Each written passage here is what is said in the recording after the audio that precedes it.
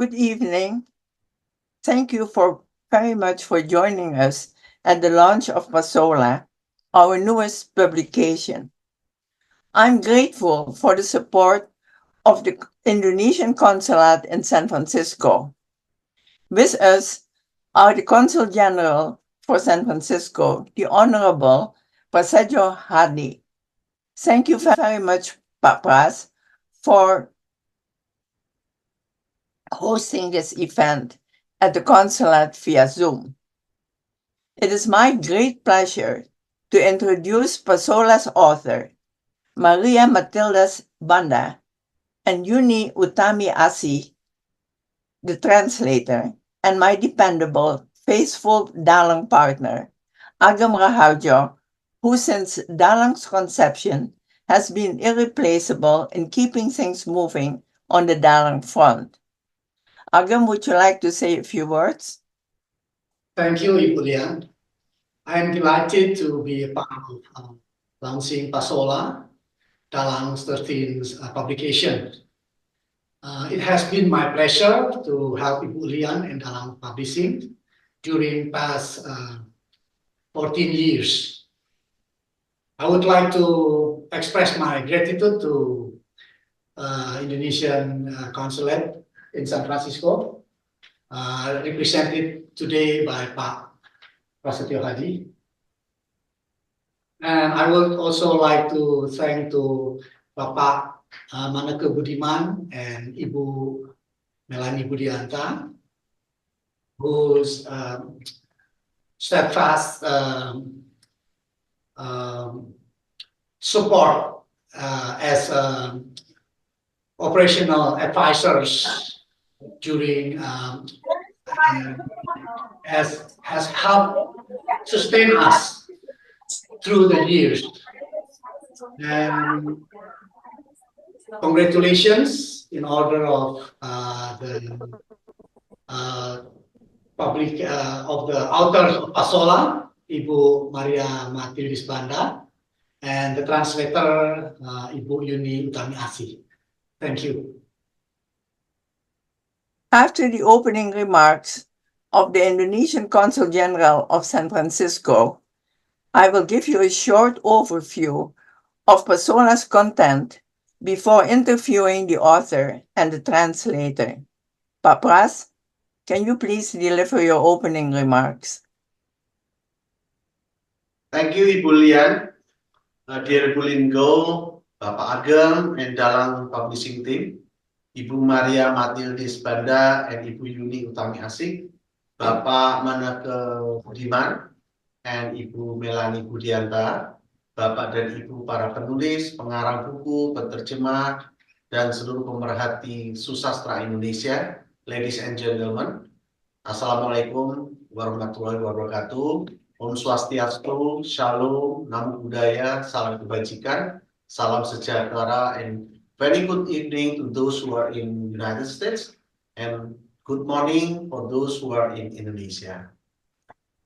Allow me to express my pleasure to join and welcome you at the book launch of Pasola from Dalang Publishing with Ibu Maria Matildas Banda as the author and Ibu Yuni Utami Asik as a translator. I think this event is also a great momentum for celebrating contribution of Dalang Publishing in promoting Indonesian literature, not only in the United States, but also for international communities.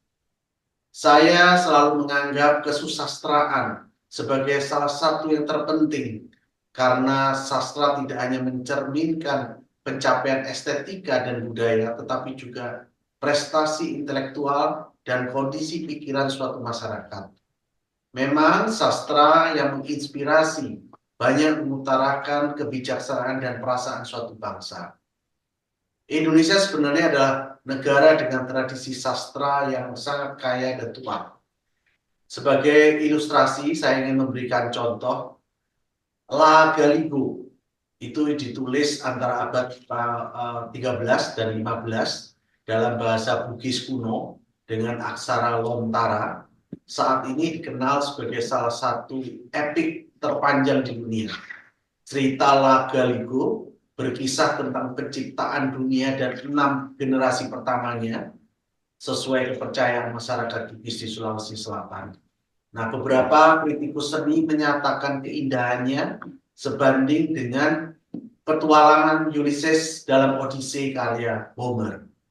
Nah, sore hari ini atau pagi hari ini juga di waktu di Indonesia, kita hadir bukan untuk membahas tradisi sastra kuno Indonesia tersebut, namun kita akan membahas mengenai novel Pasola yang diluncurkan pada hari ini, mengisahkan kehidupan masyarakat di Sumba yang sangat dipengaruhi oleh perayaan tahunan Bau Nyale, penangkapan cacing laut di waktu fajar yang dilanjutkan dengan Pasola, yaitu suatu kompetisi adat keahlian berkuda yang melibatkan lemparan lembing, tumpul untuk menjatuhkan lawan dari kuda. Nah, ini adalah suatu cerita yang menarik dan bagian daripada elemen budaya yang kuat di Indonesia yang berlatar belakang tatanan kehidupan masyarakat Sumba Barat antara tahun 1934 dan 1979. Dengan penggunaan bahasa yang jernih dan mengalir, kami melihat bahwa penulis Ibu Maria Matildes Banda yang memang besar di Nusa Tenggara Timur dengan piawai menuturkan kebijaksanaan peraturan adat dan kebutuhan untuk mengikuti tuntutan zaman, seperti mendapatkan pendidikan bagi semua warga, baik laki-laki maupun perempuan. Dengan demikian, novel Pasola ini akan semakin bermanfaat sebagai sumber penelitian budaya dan kemasyarakatan serta pariwisata untuk Pulau Sumba khususnya. Pasola adalah perjalanan untuk memahami nilai-nilai persatuan keluarga, kebaikan, dan pentingnya kita memahami mengenai Indonesia lebih besar. Ibu Bapak yang kami hormati, dengan memahami pemahaman mengenai novel yang telah ditulis oleh Ibu Maria tadi, yang kemudian ditranslate oleh Ibu Yuni Utami Asih, maka kita melihat bahwa upaya yang telah dilakukan untuk semakin memperkenalkan penerjemahan sastra Indonesia ini adalah sesuatu yang sungguh agung, baik, dan tentunya kita Konsulat Jenderal Republik Indonesia sangat mendukung. Kami melihat bahwa pentingnya penerjemahan karya sastra ini sangat penting untuk dilihat kembali, bahwa kita perlu untuk menggalakkan kembali penerjemahan sastra Indonesia agar lebih banyak menghasilkan karya-karya sastra yang bisa dikenal di luar negeri. Penerbitan dan penyebaran lebih baik mengenai Indonesia ini akan semakin meningkatkan pemahaman dunia internasional, komunitas internasional mengenai pengetahuan tentang Indonesia. Apa nilai penerjemahan sastra Indonesia ke dalam bahasa Inggris?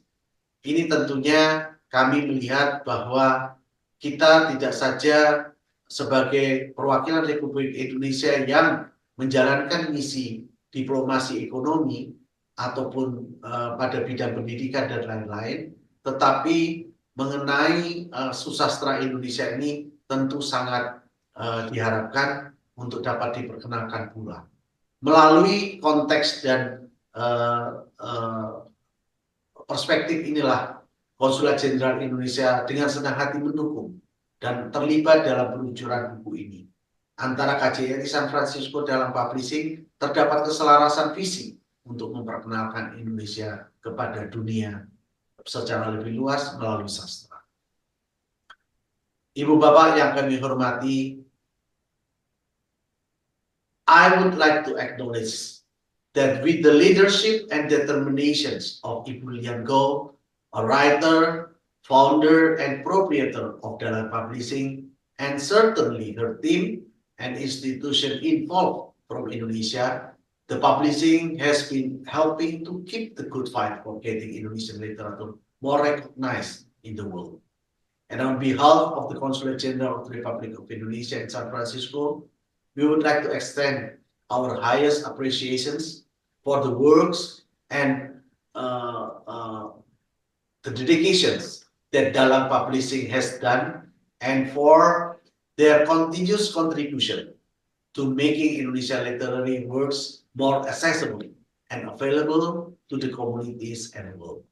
Congratulations for the book launch of Pasola, and thank you to Ibu Maria Matildis Banda, the author, and also Ibu Yuni Utami Asik as translators for your dedications. We sincerely hope and truly believe that these publications will serve as remarkable resource and inspiring tool. Thank you, terima kasih Ibu Lian, Pak Agem, Ibu Bapak semuanya, dan semoga kita bisa mengikuti acara selanjutnya mengenai pembahasan buku Pasola ini. Wassalamualaikum warahmatullahi wabarakatuh. Salam sejahtera bagi kita semua. Thank you, Papas. Agam, can you please present Papas with a set of Pasola?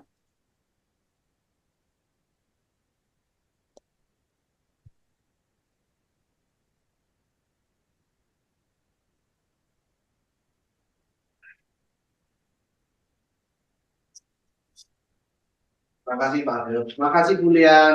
Terima kasih. Sama-sama. You're very welcome, Papas. Pak Maneke, Ya, Lian. would you like to say a few words, please? Oke, thank you. Terima kasih. Selamat sore atau malam untuk teman-teman yang ada di Amerika Serikat. Honorable Consul General of the Republic of Indonesia in San Francisco, Pak Pras and Ibu and staff, Mas Agem, Lian, and Bu Maria Matildis Banda, my friend. And all those who are attending this wonderful launching event of Pasola. The journeys taken by Dalang and Lian and also Bu Maria are parallel in certain ways.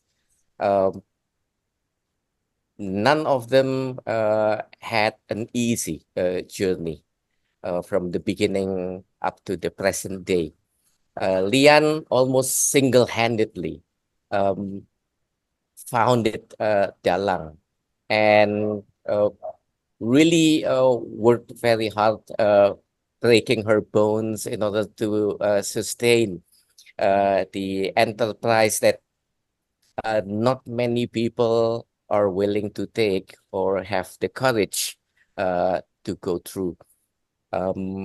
Lian, that I know, with her very energetic and high octane power, energy, sometimes overwhelms us all with the determination and her spirit.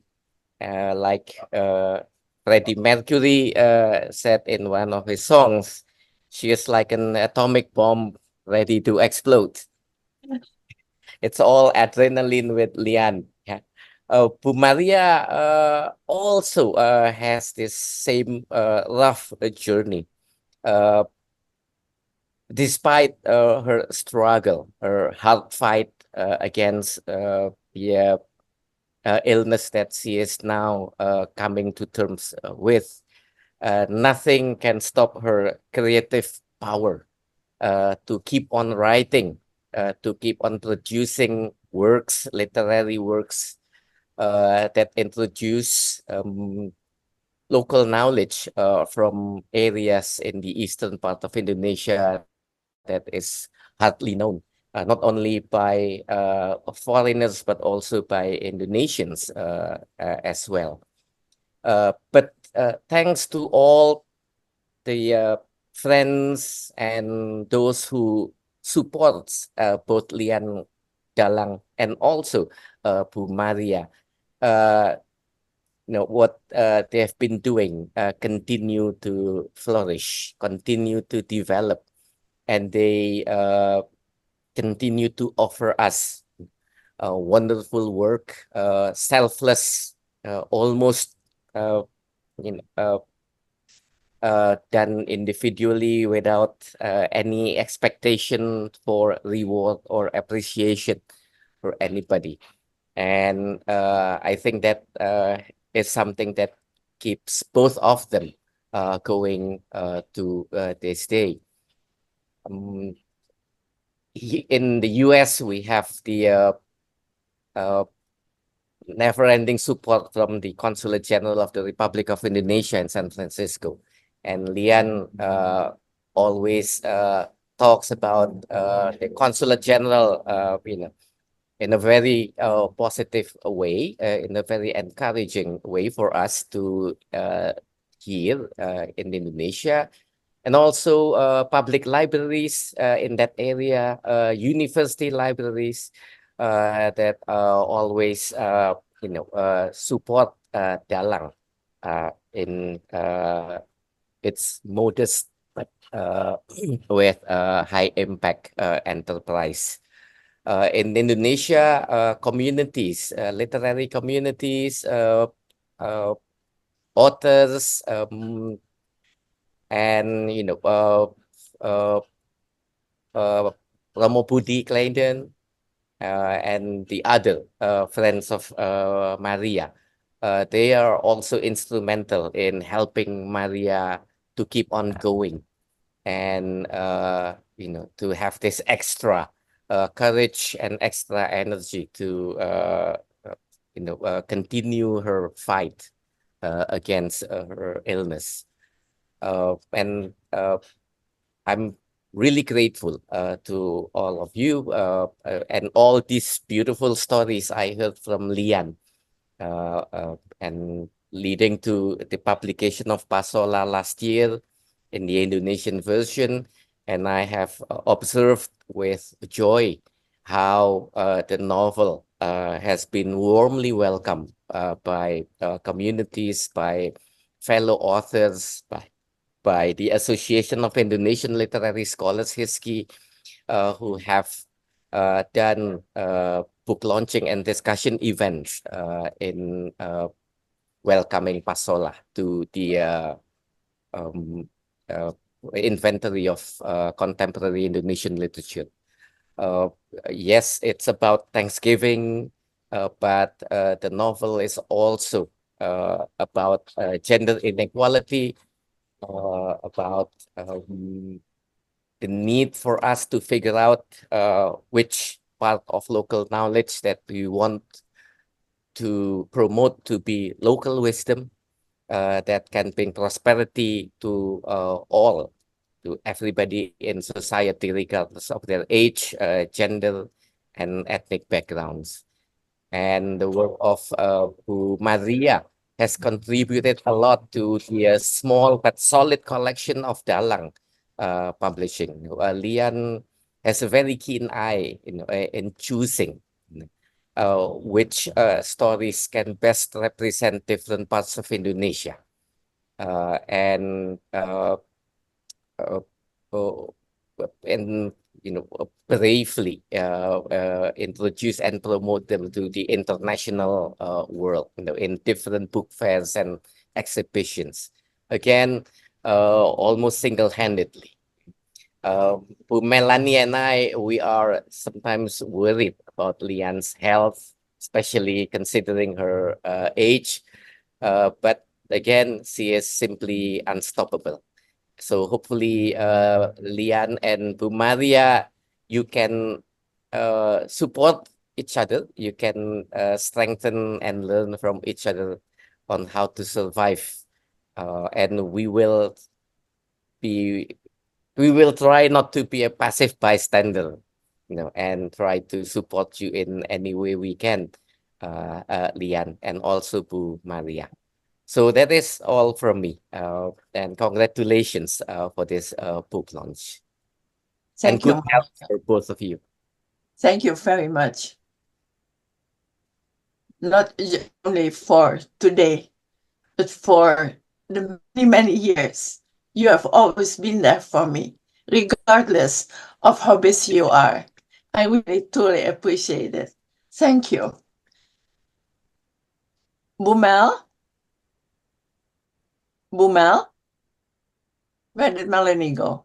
Still Yeah. mute. Hi. I thought I'm supposed to say in the end, but now. Well, no, wait a minute. You brought some guests, Yeah. and I think you should not wait until the end to All right. introduce important guests. Okay. Now, but Okay. hold your speech, because at the end you will have to talk again, okay?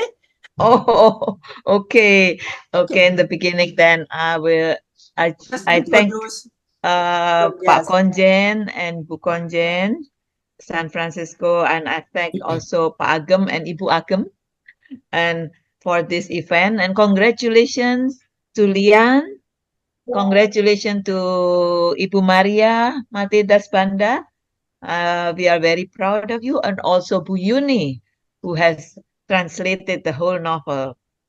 We are very excited to hope if those who have not read it, please start reading it. This is a wonderful novel, which I will later on share my experience of reading this novel.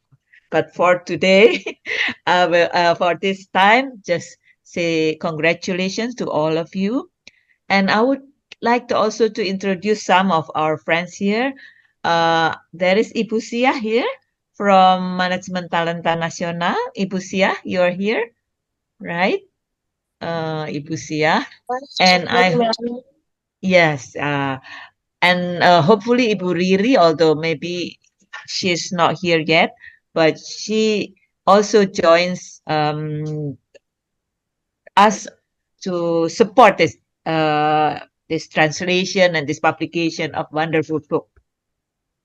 Dalang is not only Dalang is not only Lian. I mean, Dalang belongs to all of us. Yeah, it belongs to Indonesia. It belongs to the world. Yeah.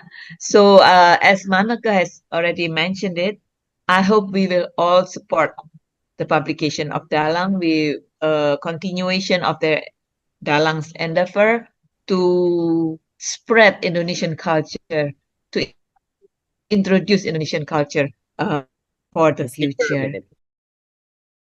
So again, I would save some of my comments on this book later on.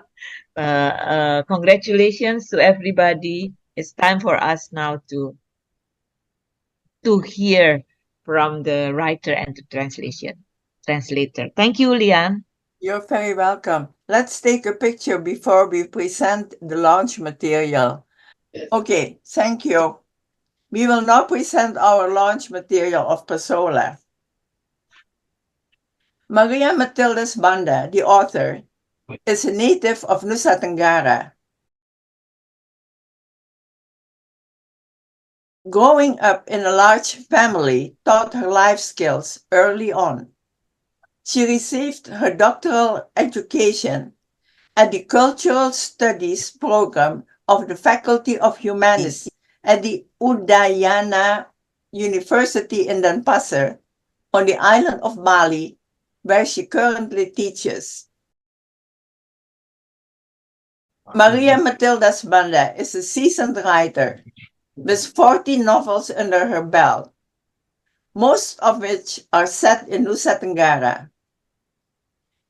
She has an opinion column in the Daily Post Kupang. Pasola is her third novel that has a horse as a character. Yuni Utami Asi, the translator, finished her doctoral education in English language teaching at the State University of Surabaya in 2016. She started teaching English in 1999 while working on her bachelor's degree in the English Education Study Program at the Faculty of Teacher and Training Education of the Mullah Warman University in Samarinda, Kalimantan Timur, where she has been a lecturer since 2005. Pasola is her first literary translation. I would now like to share with you some images that depict Pasola's setting, which impact the story. Agam, Uni, and Maria pulled together the following picture gallery of Ratengaro and its villagers' way of life. Pasola is set in the village of Ratengaro on Sumba Island in eastern Nusa Tenggara and addresses the impact of patriarchism as well as the tradition to uphold the honor of one's family name. Village elders and religious leaders live in the stilt houses with top-hat roofs. The Sudanese indigenous belief before Christianity worships the spirits of ancestors. Marapu believers like to keep their dead close. As you can see on this slide, the grave tombs are quite near the houses. The architecture of a Ratengaro house seems to aim to use every square foot of space from the ground up. The first layer of the house is called Kambu Luna and used to stable animals. The women of Ratengaro spend a lot of time weaving. They spin their own yarn, which is colored with homemade dyes extracted from local plant material. Ratengaro has no water source. The villagers need to get water from the nearest water source, which is the Waimalu Spring. This picture was taken many years ago. Banda, known for her writing regarding Nusa Tenggara culture and landscape, certainly fills that bill in Pasola, where she takes her readers on a wild ride between the 1934 and 1979 annual traditional seaworm harvest called Bau Nyali. On the date determined by the moon's position and revealed to the villagers by a village religious elder, the villagers enter the sea at dawn to catch sea worms during low tide. The worms are prepared in many typical Sudanese dishes, which are served at the lunch preceding the pasola. We tried, but were unsuccessful in obtaining a clear image of this event on a Ratengaro beach. This slide was taken on a neighboring island, the island of Lombok. Pasola is the equestrian competition that follows the seaworm harvest celebration. Driven by human greed and lust, next-door neighbors, Walika and Andalo, abuse their powers as village and religious elders when treating their respective families in an autocratic, male-oriented manner. Immediate victims of their behavior are their first wives and Walika's daughter Wula. Walika accepts a large dowry for Wula from Andalo when the girl is only 7 years old. And then he panics when suddenly Wula graduates from college and is a beautiful young woman, and Andalo, calling in his note, makes arrangements for Wula to become his 9th wife.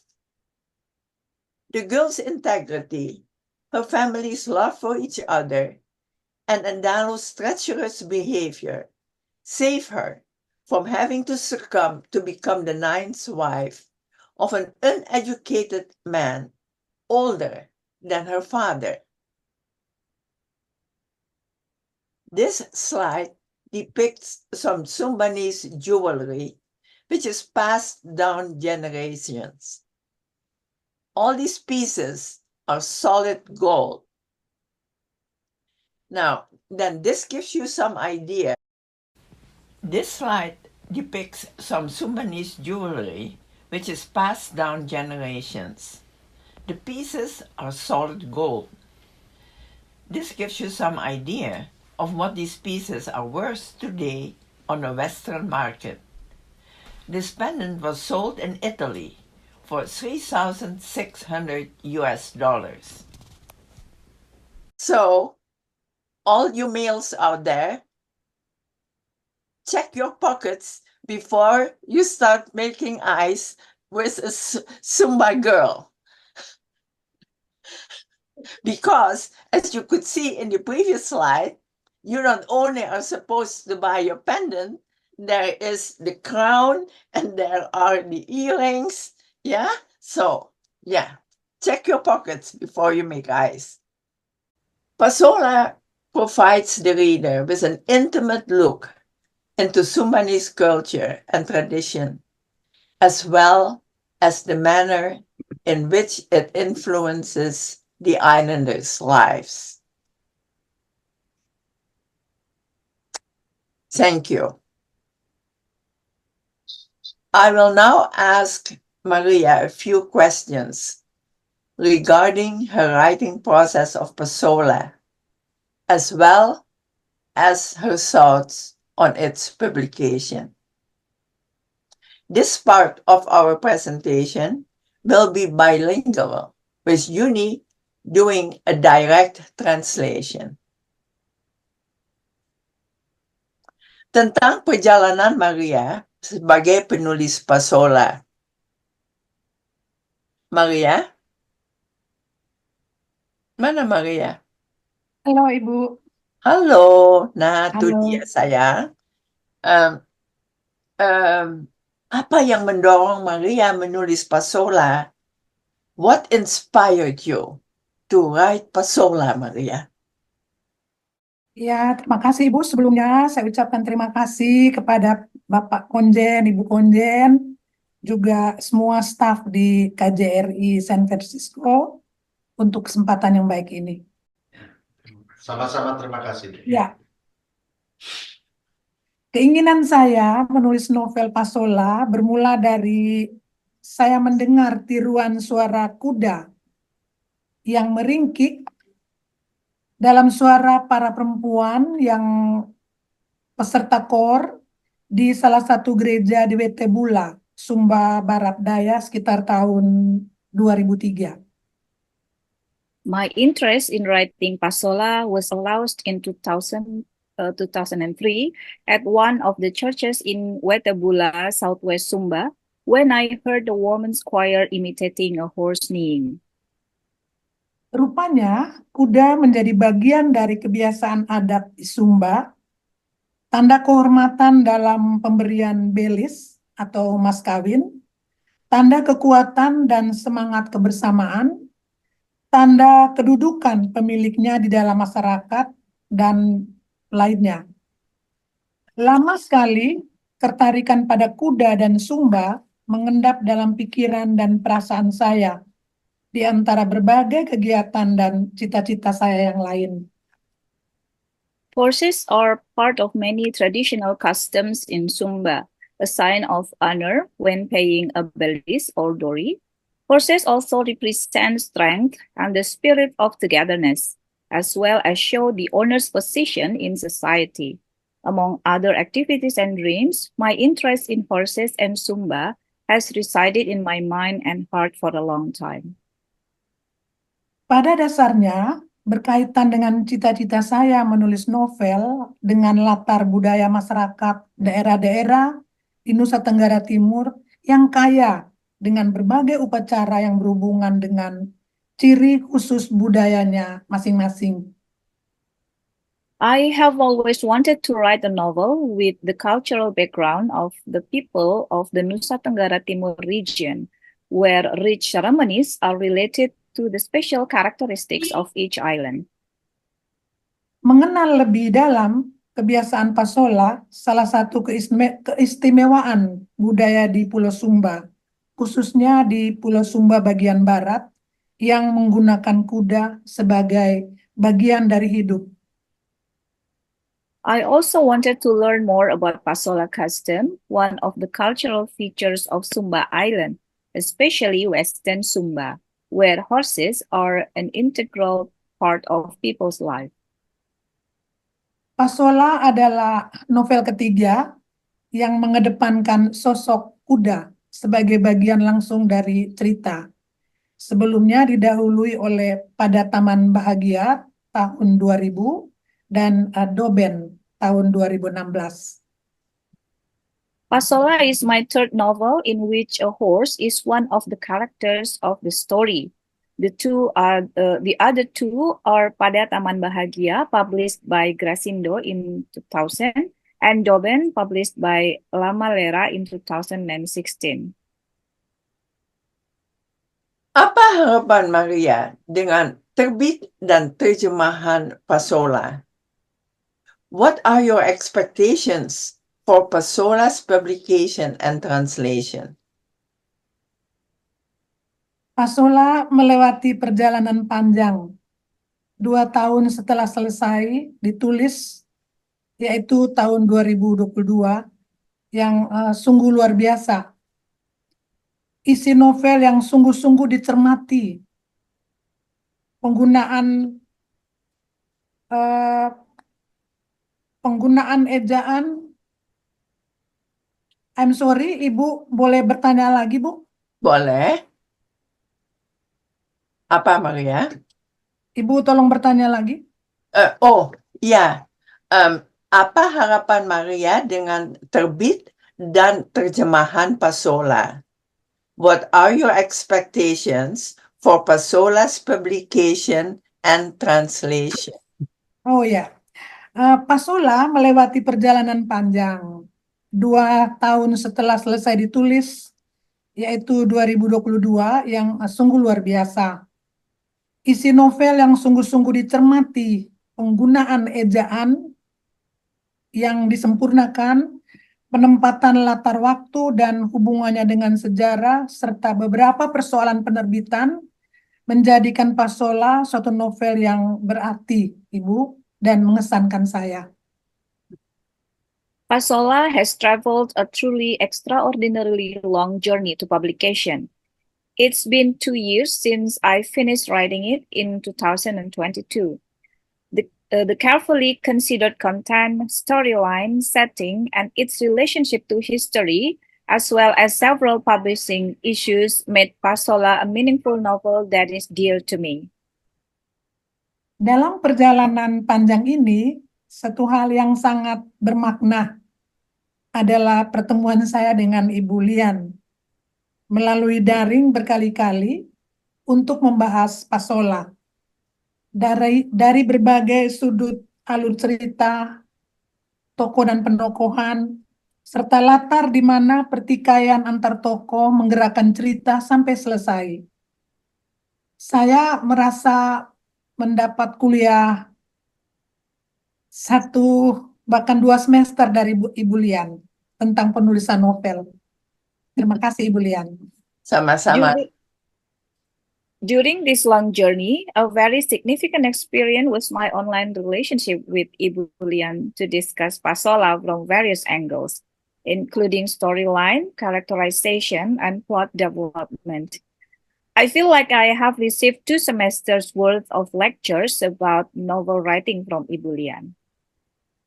Karena itu, harapan saya dengan terbit dan terjemahan Pasola, Pasola akan dibaca secara luas di Indonesia, dibahas di kalangan pemerhati sastra, bahasa, dan budaya, termasuk terima kasih juga untuk Pak Maneke dan Ibu Melani yang tadi juga berbicara, ya. Lalu terjemahannya mampu dan berhasil memperkenalkan sastra Indonesia sebagai warga sastra dunia. Ini saya pinjam kata-katanya Habe Yasin. Therefore, I hope that with its publication and translation, Pasola will be read widely in Indonesia, discussed among critics of literature, language, and culture. And in the words of famous Indonesian literary critics Habe Jasin, successful in introducing Indonesian literature as a citizen of world literature. Apa yang Maria rasakan tentang perjalanan Maria sebagai penulis Pasola? How do you feel about your journey as Pasola's author? Saya bangga sekali, Ibu. Saya bangga sebagai penulis Pasola. Bangga karena perjalanan panjang dengan jatuh bangun akhirnya berbuah hasil yang manis sekali. Saya bangga sekali karena Ibu Lian ada di sisi saya, memandu Pasola, baik dari sisi isinya maupun dari sisi penerbitannya.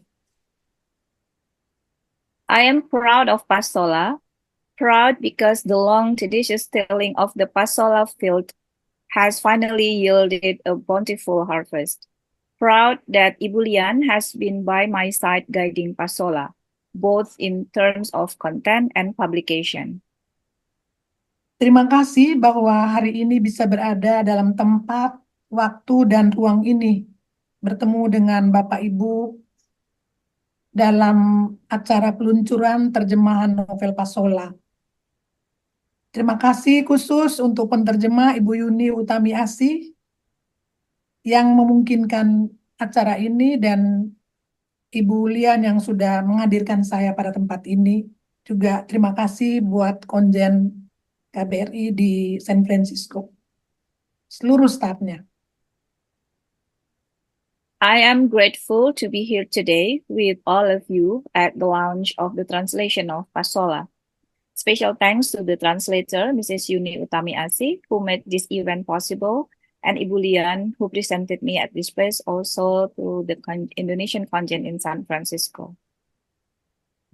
Saya bangga karena Pasola terbit ketika saya sedang berhadapan dengan sakit yang serius sekali.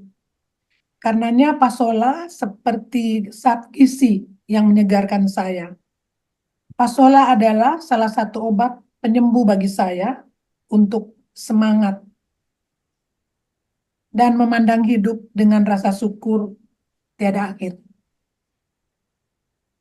Pasola was published while I was fighting a serious illness.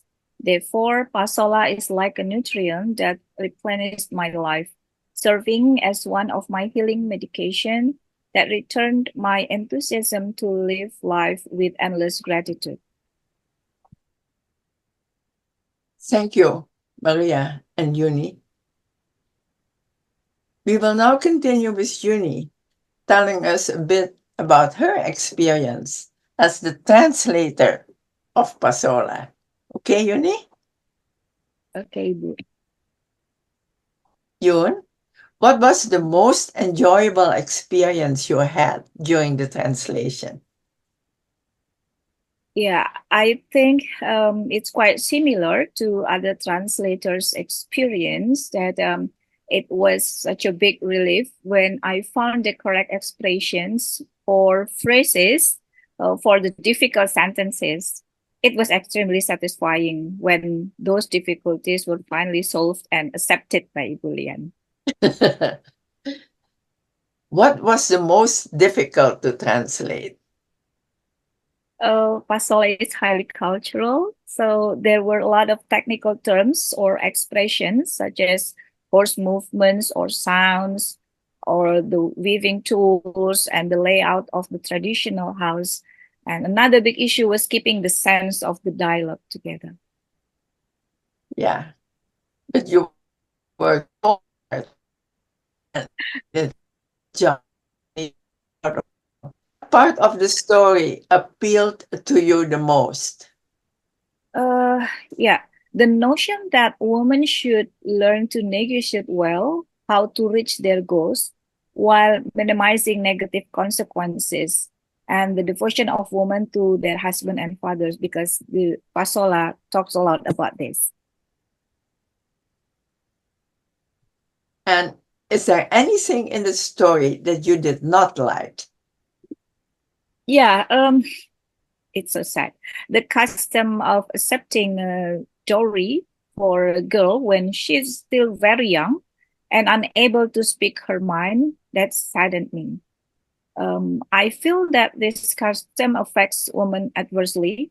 I believe that women should be given a chance to defend their opinion and self mentally and physically. Can you please share some of your strategies in translation?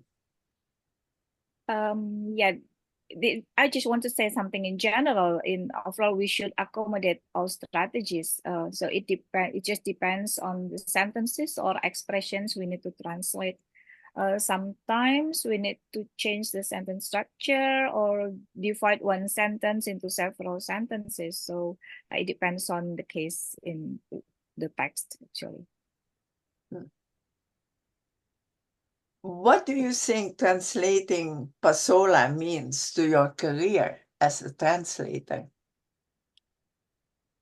Pasola is my first literary translation project, and it boosted my confidence. So hopefully this translation will give me more opportunities to work on similar projects. You already signed up for your next novel, right? Yes, Ibu. Don't back out on me. Please tell us a little bit about your working experience with Dalang. I know I might be shooting myself in the foot here, but go ahead.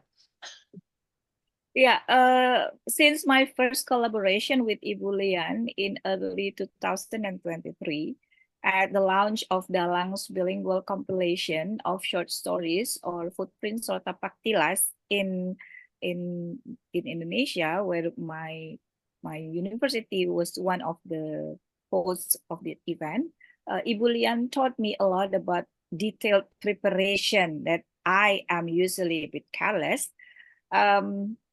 Moreover, during the Pasola translation process, Ibu Lian showed me how to feel the sense of sentences and keep the tone and logic of a story, and many other things. That's Ibu Lian. So, thank you, Yuni. Thank you very much. My pleasure. We will now have a reading from Pasola by the author and the translator.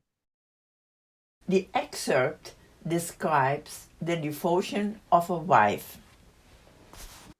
Maria, Ya, tolong baca sayang. Halaman 86 86. sampai 88 ya. ya. Silakan. Hari itu, Waleka dan Dalo meninggalkan kampung. Saya ulangi. Hari itu, Waleka dan Ndalo meninggalkan kampung. Tidak ada sepatah kata pun yang diucapkan Waleka kepada Koni, istrinya. Itu sudah biasa. Perjalanan Waleka adalah perjalanan yang hanya bisa dimaklumi saja. Tidak perlu bertanya kemana, untuk apa, dan berapa lama. Tinggal tunggu saja kapan dia kembali dengan berita lama atau berita baru. Jantung Koni berdebar. Ada sesuatu yang dirasanya janggal dalam hubungannya dengan suaminya itu. Sejelek apapun hubungan antara keduanya, sediam apapun yang satu terhadap yang lain, suaminya itu selalu berangkat dari rumahnya sendiri, bukan dari rumah Ndalo atau dari rumah orang lain. Inya sudah tanya, itu sarung Bapak dapat dari mana? Hamuli yang tiba-tiba muncul mengejutkannya. Oh, yang mana? Koni tersentak kaget. Baru disadari bahwa Waleka mengenakan sarung dengan warna terang mencolok mata. Corak ular yang sedang melata. Corak ular yang dipakai waktu Pasola yang lalu. Kenapa? Tidak apa-apa, Inya. Hamuli berkata menyejukkan hati ibu mertuanya. Ada 2 potong sarung lain yang warnanya coklat tua untuk Bapak ganti. Moga-moga Bapak ingat ganti sarung. Coklat tua yang mana? Yang Inya tenun. Oni tersenyum. Perempuan sederhana itu tidak dapat mengungkapkan isi hatinya dengan tepat. Betapa dirinya bangga dengan kecerdasan pikiran dan hati Hamuli. Ibu yang melahirkan Lara. Sarung coklat tua dengan penataan benang putih tulang berpola kuda pada bagian paling bawah. Ayam pada bagian atas, diselingi corak penyu kecil-kecil, melingkari sarung, sangat bertolak belakang dengan penampilan Waleka saat meninggalkan kampung. Taruh ini di remba. Koni menunjuk ke tempat khusus menyimpan makanan buat Bapak. Bapak pasti pulang ini malam? Jawab Hamuli sambil menerima wadah berisi makanan. Pasti besok pagi Woli yang makan, kata Hamuli lagi. Sore ini Woli datang dari kota kah, Inya? Nanti simpan lagi untuk makan pagi, kata Koni sambil mengangguk. Dia memperhatikan Hamuli menempati makanan di remba.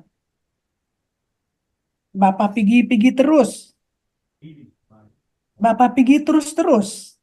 Kenapa Inya simpan makanan terus-terus? Pagi simpan, siang simpan, malam simpan. Kapan saja Bapak datang, makanan selalu ada. Kasihan kalau Bapak datang, lapar dan tidak ada makanan. Jawab Koni dengan tenang. Kalau Bapak tidak pulang, Hamuli memperhatikan wajah ibu mertua yang sedang tersenyum padanya. Ganti baru lagi pagi, siang maupun malam. Memang demikianlah kebiasaannya. Saat Waleka pergi, makanan selalu disimpan. Pulang ataupun tidak pulang, pasti ataupun tidak pasti, makanan untuknya selalu siap. Selalu pula diganti yang baru jika waktu makan sudah lewat dan Waleka belum pulang juga.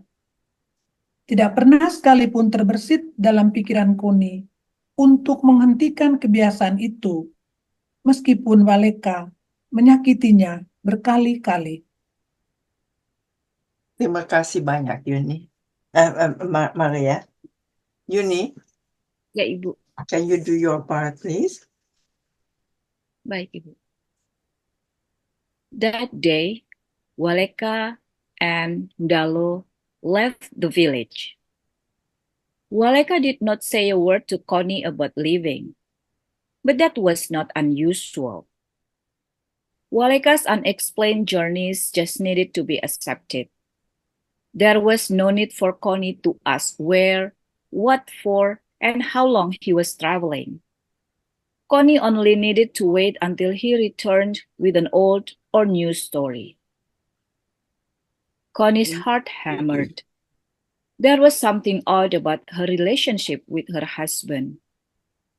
No matter how bad the situation was between them, no matter how silent one was towards the other, her husband always left from their own house, never from someone else's house, never from Ndalo's. Have you asked Bapa who gave him that sarong? Hamuli suddenly appeared, startling her. Oh, which one? Surprised, Koni thought back to what Waleka was wearing. The sarong with a bright eye-catching color, and slithering snake pattern. He's wearing the snake sarong that he wore at the Pasola. Why? Nothing, Inya, Hamoli said, not wanting to agitate her mother-in-law as the two walked into the kitchen. There are 2 other dark brown sarongs that Bapa can change into. I hope he will remember to change. Which dark brown sarongs? The ones you weaved. Connie, an unpretentious woman, smiled. She was unable to express exactly how proud she was of Hamoli's smart mind and heart. Hamoli, Lara's mother. The dark brown sarongs had white bone-colored threads arranged in a horse pattern at the bottom and a chicken pattern at the top, with a bordered pattern of tiny turtles. That pattern was a stark contrast to the snake sarong Waleka wore when he left the village. Here, put this food in the remba. Connie pointed to the special place to store food for Waleka to eat whenever he arrived home. Bapa won't be coming home tonight, Hamoli replied, and taking the container filled with food, she added. But Wally will definitely eat it tomorrow morning. Will Wally come back from the city this afternoon, Inya? Connie nodded. We'll save another plate for breakfast later. She watched Hamoli put the food in the remba. Bapa is away a lot, Hamoli mused. Why do you keep on storing food for him? You store food in the morning, afternoon, and night. The food should always be there for whenever Bapa does come home, Connie answered calmly. It would be bad if Bapa came home hungry and there was no food. It was the custom. Whenever Waleka went away, food was always stored for him. Whether he came home or not, food was always ready for him.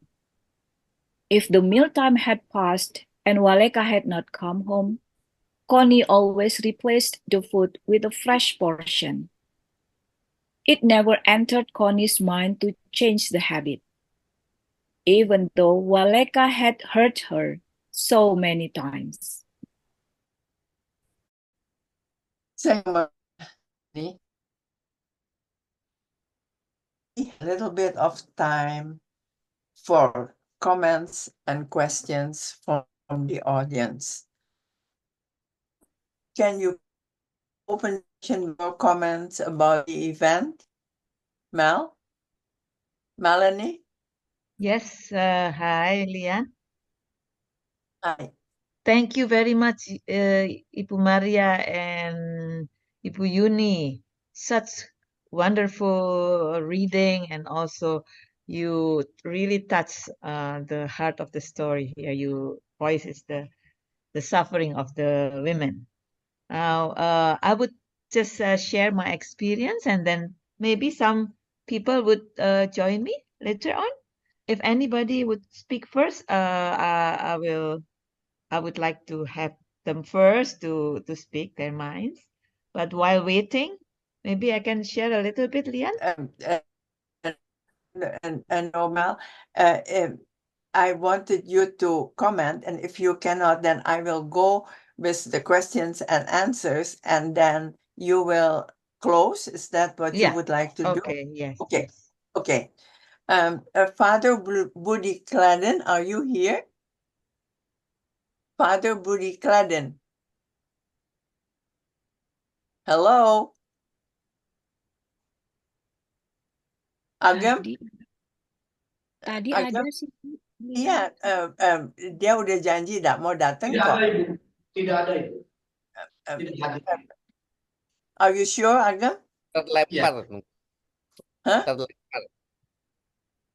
Out of the internet. Yeah, he was here. Yeah. But yeah, probably of connection problem. You're breaking up also. Okay, because he was here especially. It is 4 o'clock in the morning in Rome. Oh, Did his best because for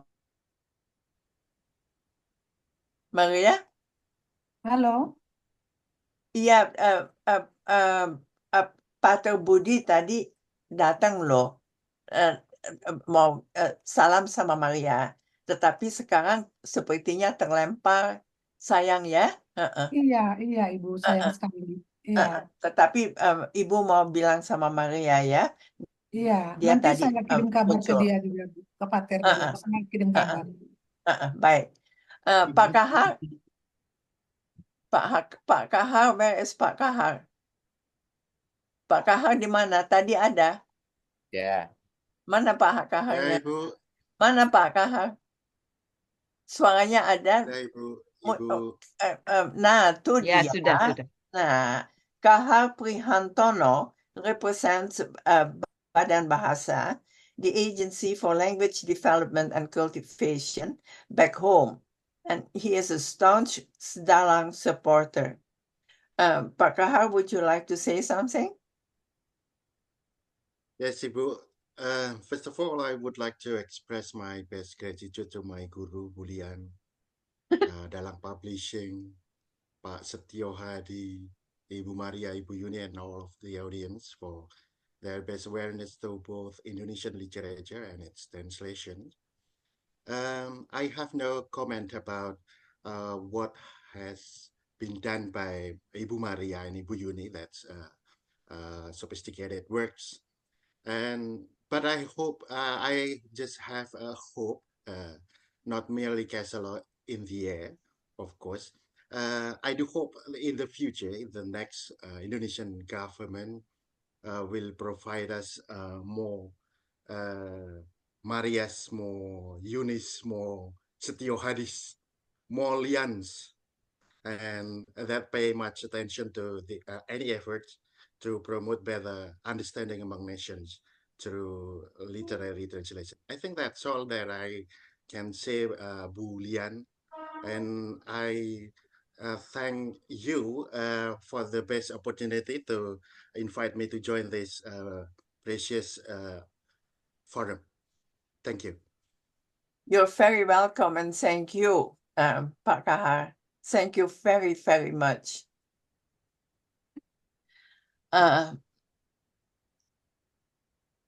And here is Cynthia Frank, the owner of Cypress House, an indie publisher who has held my hand since the onset of Dalang through the maze of technicalities in the publishing world. In Indonesia, they call me Gaptek. In America, it is simply technically disabled. So, Cynthia, where are you? Can you come up, please?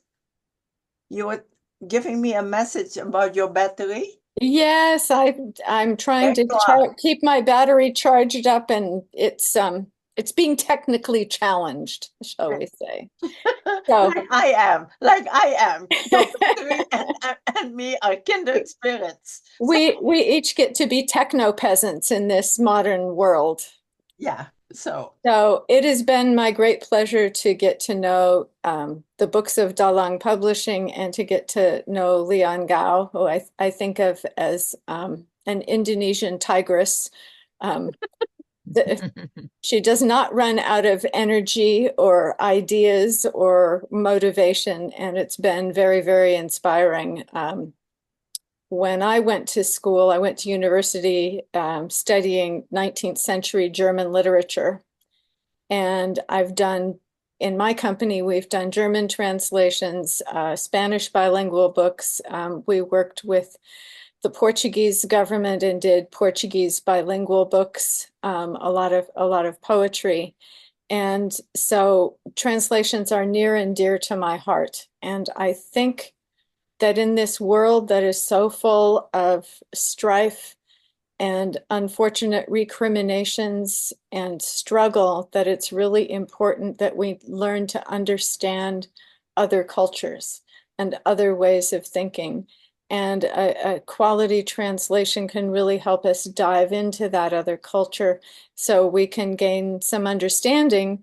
Because I think a lot of, hate speech and prejudice comes from ignorance, and ignorance breeds fear. And so I think quality translations are really important for increasing the peace of the world.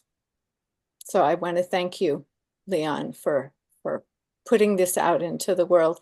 And in America, we know so little about Indonesia. This is a way to dip our toes into the amazing wealth of languages and culture and peoples, so that if somebody talks about Indonesia, they're not just thinking vacation in Bali or something like that. which is a very big thorn in my side. That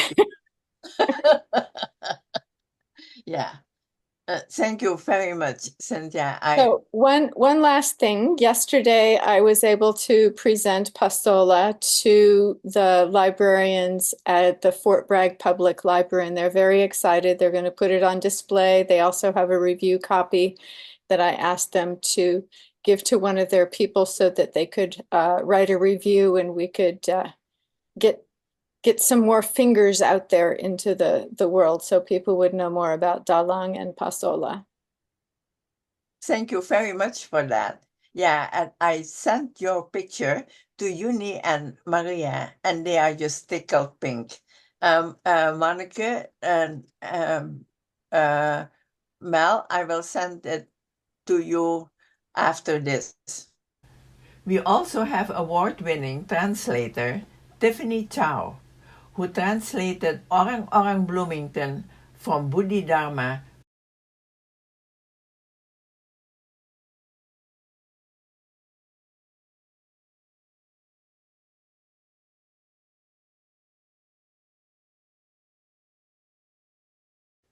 Ibu, Tiffany. yeah, Ibu, sorry, you froze for a little bit. So I just heard the last part of my name. So I think Bethany, I'm here. Yeah. are you there? I am Yeah. here. We have Tiffany. Where are Here you? I am. No, that's She's Mel. There is Tiffany. Hi, I'm Tiffany. here. Hi, yes, you are there. This is award-winning translator Tiffany Chow, who translated Orang-Orang Bloomington from Bodhidharma for Penguin Classics last year. She definitely put Bodhidharma and Orang-Orang Bloomington on the literary world's map. Tiff, do you have any questions for Uni? Yes, I do. As a fellow Please go. translator, Please go yeah. for Okay. Sorry, there's a lag on my end, I think. First of all, Bu Uni, thank you so much for the translation. Thank you, Bu Maria, for writing it. It was such a engaging story. I could not put it down. I have to confess, when I first saw, it's 300 something pages, I was like, oh, it's going to be very long. But it went by so quickly because I just really wanted to see what happened next and what happened next. So, Bu Uni, as a fellow translator, I was really interested, actually. There were some parts of the translation that were really beautiful. Like there were parts where, some phrases I highlighted. I think one was where you said, I think maybe the character Connie was like the moon. She is beautiful, but she is just in the sky being beautiful. That's her job. She doesn't ask or demand anything for herself or something like that. And that was really very beautifully and yet elegantly and simply translated. I wanted to ask, you mentioned already there were particular phrases or words that gave you issues. One was like the whinnying of the horses. But just wondering if I could ask for another example of a particular word or a particular phrase that you found quite challenging, and how you managed to overcome that challenge in translating it. Yeah, one of the most difficult is about describing, giving the reader description about the house, because of course a house in Sumba will be very different from a house in America and many other parts of country. And like for example, when we have to talk about Kambuluna, if I'm not mistaken, yeah, Ibu, what is it, like the The animal first, cage actually. yeah. Actually, it's an animal cage, but it is placed on the at the first floor of the house. Yeah, I tried as simple as I can to describe that, so and make sure that everybody will have the same picture in their mind while reading that word. Another thing is like what is it? Describing what is it? The place, or what is it? The spring, the location of the spring, because they have to walk quite far, but we didn't have any idea the exact distance of the spring. So, and then they have to bring several things to the water container. But Ibu Lian also helped me a lot to find the correct terms or the correct phrase for that. So after I put what I have in my mind, and then Ibu Lian and I had several discussions to decide which terms that we are going to use in the translation word. I think that's Tiffany. Oh, yeah. No, thank you. Thank you very much. Very You're interesting. Anything else, Steph? No, Oh, okay. I'll let you go. Yeah, I think we have two librarians here. Virginia Shi from UC Southeast Asian Library in Berkeley. And we have Cynthia Ryder. Can we focus on them, please? Virginia Shi and Cynthia Ryder. I actually There you are. yes, hi. I don't have a how do I express this? Uni, I'd like to congratulate you in particular on how beautiful the dialogue reads. It's extraordinarily natural, and the flow of it. And I'm assuming that also comes from the original book. I'm sure the dialogue from the original is also outstanding, but it was just a real pleasure to read these conversations and between these characters. And just, yeah, I mean, it's hard to write good dialogue. It really, truly is. And thank you. Thank you for your efforts. I'm sure I know Leanne a little bit. I haven't had to work for her, but I know how exacting she can be. So really unique, good, really lovely job. Thank you so much, and thank you also to the authors. Yeah. Yes. Thank you. Another wonderful effort from Dalang and from your crew. From our first publication. Yeah. So, thank you, Cynthia. Is Virginia here? She came and she went. Okay. Anyone else who would like to ask a question or say something?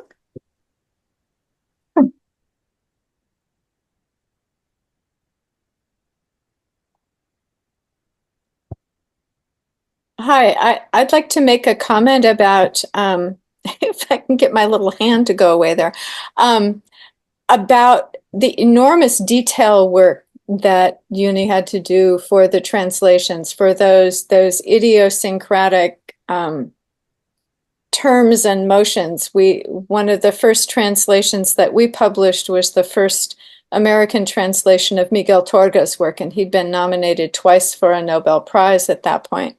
But he had one short story in the collection that was about hunting, and it was with a very old gun, and the hunter was making his own bullets. Oh my God. So all of the equipment to melt the lead, pour the lead, do the gunpowder, the whole 9 yards, we and our translator had no idea what those words were. And so I reached out to my colleagues in publishing, and somebody gave me a phone number of a black powder expert.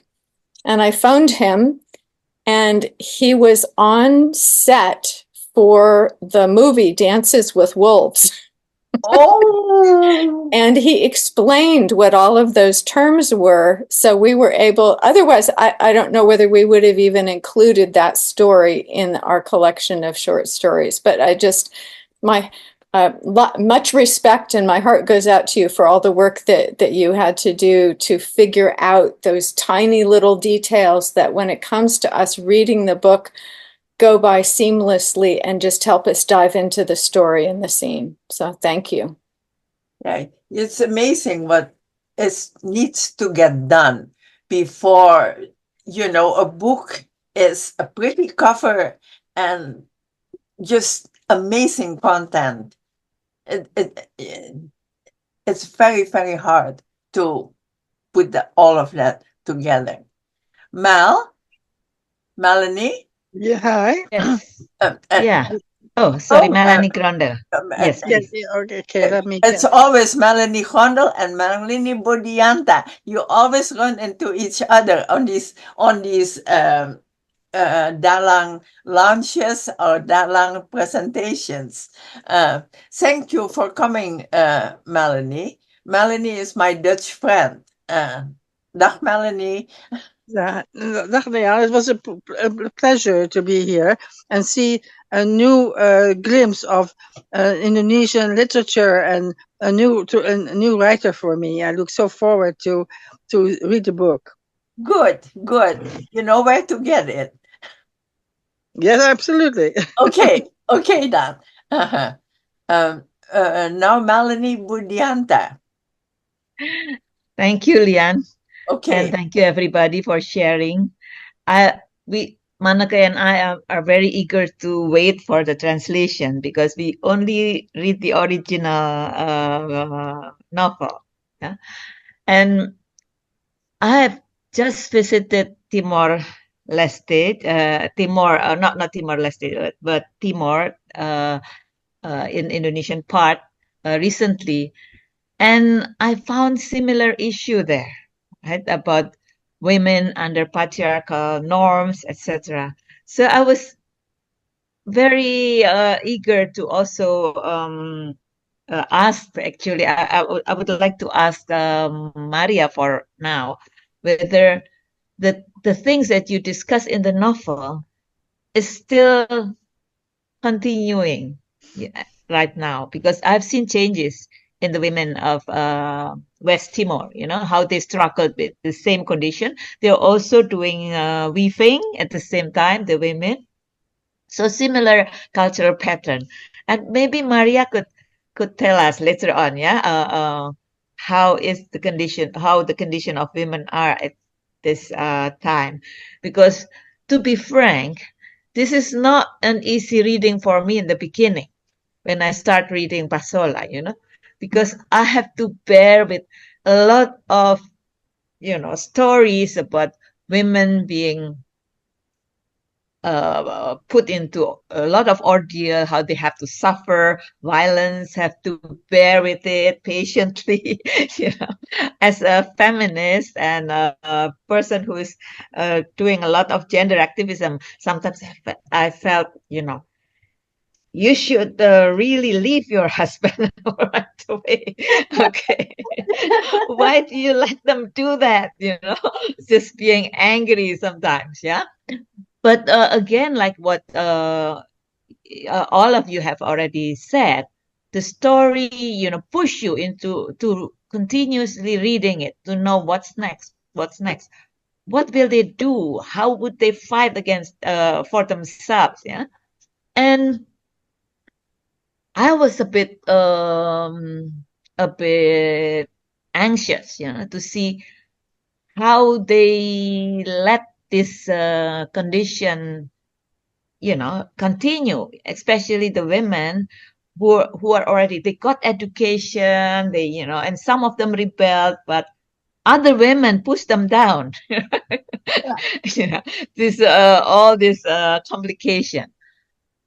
And then in the middle of the story, we see how they actually let this child marriage. Actually, I find it's not only child marriage, but selling of their own daughters. It's really upsetting for me how even the girl who had to go through it actually say yes, because she wanted to respect the parents and to want not to upset the whole culture. It's a very hard reading for me. I have to suffer that. And then in some part of the story, there is a different way of actually, I find a different way of solving the problem. In an activist perspective, you have to, fight, you have to resist, you have to do this and that and that. But in the story, there is a different way of approaching the problem, which is a combination of strength, inner strength, because you have to go through all the time, through it every day in your life. Secondly, faith that somehow it will work for them. Somehow there will be a good solution, a strong faith, and then resilience, or a kind of ability to be strong, to withstand the suffering. But in the end, the plot clicks in such a way that finally I can have a very good, I breathe very happily. In the end, there is a solution, there is a way out, and it does happen. Faith, strength, and perseverance, and also the ability to work, all the strategize, negotiate this network of women under a very strong patriarchal rule, how they negotiate, weave their understanding, even between, like the first wife and the seventh wife to be, something that is unthinkable, unthinkable in my gender perspective. But how they could really do it, and finally in the end, something went through. Although I believe there is something of what is it? It's not fate. It's something external power, also work in giving solution of that problem. So in the end, I really learned a lot from this novel. Learn about different ways of approaching the issue, because a lot of women in Eastern Indonesia and other cultures are also facing the same problem. But you cannot import or you cannot impose the different kind of strategy which could not work for them. So I really learned how to understand the logic of the women in the stories, how they deal with the daily issue, and finally learn something new. So I think for a feminist activist or also literary critic, this novel actually could lend something to be theorized, you know, to be theorized into a kind of a gender perspective, new gender perspective, which might be a little bit different from what we used to know from a Western feminist perspective. Yeah, a kind of a third world practice, something also to compare with what is happening in West Timor, for example, in other places. Yeah, so I really would like to ask my friends in other parts of the Indonesia also to read and discuss this novel and to relate with the daily experiences they have in the region. So thank you, Lian, for forcing me to suffer, and also Maria to to actually experience this novel. Yeah. So can I ask a question to Maria whether there are changes? Because changes in today's Sumba. Whether it is still the same as she described in the novel, or whether there are some changes. Can Maria respond? Maria, Iya, tolong ya Bu Mel tanya apakah keadaan di Sumba sekarang masih sama atau pada saat Maria tulis Pasola itu apa sudah lain? iya, Ibu, kalau saya perhatikan di kampung itu ya, saya ke sana 3 kali ya, 3 kali, kemudian menginap di sana juga, tinggal di kampung Ratenggaro itu ya. Saya lihat tidak banyak perubahan. Tidak banyak perubahan dari tahun 2003. Saya pergi ke sana, tidak banyak perubahan. Dan kalau kita baca berita-berita Ibu ya, dari Sumba itu, masih ada kawin tangkap ya, seperti itu. Kemudian masih banyak sekali anak-anak yang tidak sekolah, dan ada banyak hal ya yang masih terkebelakang dari Sumba. Jadi tidak selaras dengan berita tentang pariwisata Sumba sebagai pulau terindah di dunia. Kadang-kadang kita baca ada hotel termahal di dunia ada di Sumba ya. Tapi masyarakatnya baik di kampung maupun di daerah-daerah pinggir-pinggir kota, bahkan di kota juga belum terlalu nampak perubahannya itu. Jadi kalau kita lihat para perempuan, saya itu pertama ke Sumba, kali yang kedua saya ke Sumba itu tahun 2019, saya langsung ke Kampung Ratenggaro dan kebetulan bertemu dengan seorang bapak yang punya istri waktu itu 11. Aduh, Ya, bertemu dengan dia dan saya ada foto, Bu. Ada foto dengan dia. yang benar. Iya, Bu. Saya foto dengan dia, lalu saya tanya, dia dengan beberapa anaknya, saya tanya, Pak, ini cucunya ya? Lalu anaknya menjawab, oh Ibu jangan tanya dia tidak tahu itu cucunya. Karena banyak istri dan banyak anak. Ya, bukan bapak yang jadi kepala desa, Ibu Melani ya, ada bapak yang lain lagi di sini. Lalu pada tahun 2022 saya ke sana lagi yang keempat ya, ke Sumba. Tahun 2022 bapak ini sudah punya istri yang ke-12. Waduh, Istri yang ke-12 itu baru tamat sekolah SMA, umur 18 tahun. Ibu tolong terjemahin ke yang lain. Silakan Yun. Yeah, Maria explains that condition in Sumba right now is actually not far different from what is described in the novel. that children marriage is still happening, still happens right now, and poverty also. So it's a bit contradictory with the image of Sumba as a beautiful tourism spots, one of Indonesian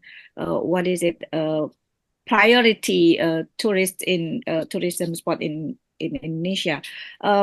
Even Ibu Maria has visited Sumba 4 times. In 2019, if I'm not mistaken, she said that she visited Ratenggaro and she met a man who has 11 wives. Okay, and when Ibu Maria asked one of the person there whether that one is the child of that man, asked the man whether that person is the grandchild. They said that don't ask that man because he doesn't know whether that person is his child or his grandchild, because he has too many wives and children and grandchildren. And in 2022, Bu Maria visited Ratenggaro again, and Ibu Maria met that man again. Now he has a new wife. So now he has 12 wives. The newest wife just graduated from high school. So that's Bu Maria explain about Sumba. Terima kasih Bu Maria. Ya, memang ada banyak pembangunan Ibu ya, perubahan pembangunan fisik ya, kantor-kantor baru, kantor desa, kantor kecamatan ya. Tapi dari sisi sumber daya manusia mungkin banyak sekali yang sangat perlu diperbaiki. Oke, terima kasih. Maria and Mel, I'm sorry to break up the party, but we are the guests of the consulate, and it is getting late here. It is almost 9. We have maybe 10 more minutes, that we can do this, and then we have to say goodbye. Sorry about that. But Mel and Maria, tidak ada salahnya ya, nanti ini hubungan diteruskan. Kan dua tinggal di tanah air, tidak perlu sum-suman dengan ibu. Silahkan, ya. Ya Ibu Logia, nanti kita akan we have to work together and we have to do a lot for Sumba and for other places, and we will also share this book and this novel so that a lot of people will understand the situation.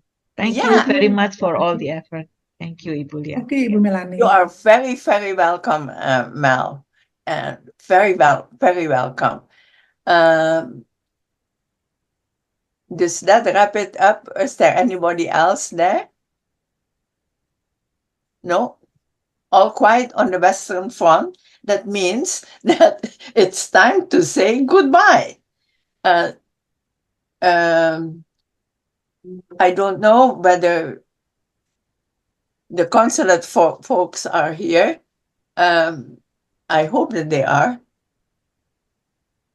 Ya, masih ada di sini, Bu. Nah, terima kasih. Dadah. Ya. Terima kasih Bu Lian, Ibu Melanie, Pak Menama, Ibu Yuni, Ibu Maria, Pak Ilyas, dan semua. Thank you so much. Thank you.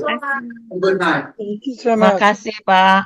Thank you everybody. Thank you. Bye-bye. See you again. Bye. Thank you. Thank you. Thank you, Cynthia. Thank you for everybody who is still here. Thank you very much for lasting this long. Terima kasih siapa yang masih berada. Terima kasih banyak. Until next time. All right. Thank you. Bye. Bye. Mari semua, Ibu Lian. Uma, ya, kelihatan. Baik-baik. Ini bintang kemudian hari. There's Pur also. The next book. Pur. Halo Bu Pur. Lian. Nah, tuh. Halo, Halo, Pur. Pur. Nah, itu. These are my Pur. Tadi barusan Umar, ya. Umar is my next upcoming star. Ya, ya. Kita Oke. kita harus bekerja keras supaya Umar bisa terbit ya. Oke. Terima kasih loh, Ya, Bu. makasih Ibu. Bu, Bu terima Lian, kasih terima kasih Bu loh. Mel. Makasih Yuni. Selamat Terima kasih Bu berkarya. Yuni. Terima kasih Bu Mel, Pak Melak, Pak. Makasih semua. Semuanya. Makasih Terima Maria. Mari Sehat semua. ya. Thank you. kasih Ibu, terima kasih. Dadah. Umar, Pak Umar, terima kasih.